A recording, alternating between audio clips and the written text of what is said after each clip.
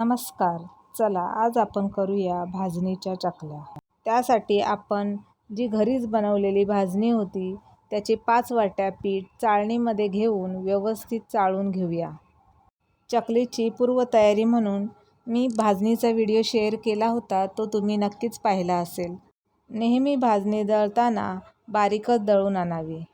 आपले 5 वाट्या पीठ चाळून झाले आहे. आता आपण त्यामध्ये आपल्या आवडीनुसार किंवा 4 चमचे लाल तिखट घेऊया. अर्धा चमचा हळद टाकूया. 2 चमचे सफेद तीळ टाकून घेऊया. यानंतर मीठ चवीनुसार टाकून घेऊया. हे सर्व साहित्य चमच्याने व्यवस्थित मिसळून घेऊया. सर्व साहित्य छान मिसळून झाले आहे. आता आपण पुढची तयारी करूया. 5 वाटी भाजणीचे पीठ घेतले होते, तर पाऊण वाटी आता आपण तेल घेऊया. तेल तडका पॅनमध्ये घेऊन मंद गॅसवर ते कडकडीत गरम करून घेऊया. कडकडीत गरम झालेले तेल आपण जे पीठ मिसळून ठेवले होते त्यामध्ये व्यवस्थित हे असे ओतून घेऊया. लगेचच ते चमच्याने व्यवस्थित ढवळून घेऊया. पीठ आणि तेल व्यवस्थित ढवळून झाले आहे. आता आपण दुसऱ्या बाजूला 2 वाट्या पाणी उकळायला ठेवूया.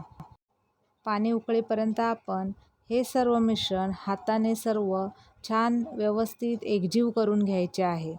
ही स्टेप खूप महत्त्वाची आहे. पिठाचा हा असा गोळा तयार करून बघायचा. तो टाकल्यावर फुटला नाही तर ते पीठ छान मिसळून एकजीव झाले आहे. पाणी उकळले आहे. आता हे उकळते पाणी लगेचच आपण त्या पिठामध्ये ओतून घेऊया. हे मिश्रण खूप गरम असल्यामुळे ते चमच्याने व्यवस्थित मिसळून घेऊया.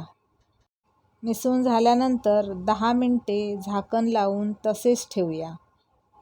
10 मिनिटांनंतर त्यामध्ये साधे पाणी टाकून ते पीठ चांगले मळून घेऊया.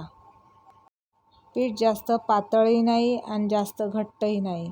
अशा प्रकारे आपण पीठ मळून घेऊया. हे असे चकलीसाठी पीठ मळून तयार झाले आहे. आता आपण पुढची तयारी करूया. चकली साच्याला थोडेसे आतून तेल लावून घेऊया. त्यामुळे त्यामध्ये पीठ टाकले असता पीठ साच्याला जास्त चिकटणार नाही.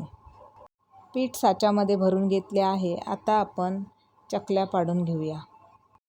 चकल्या छान पडत आहेत आणि चकलीचा रंगही छान दिसत आहे.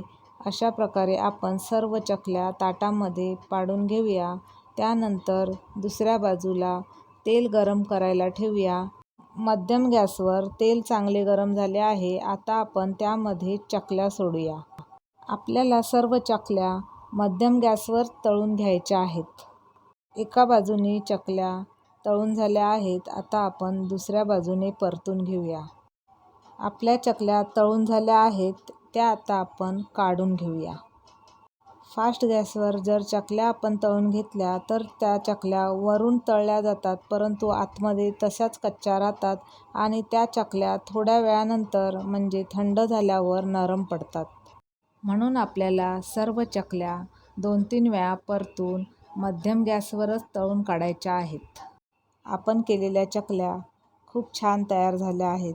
त्याचा रंगही छान आला आहे आणि कुरकुरीतही झाल्या आहेत. थँक्यू.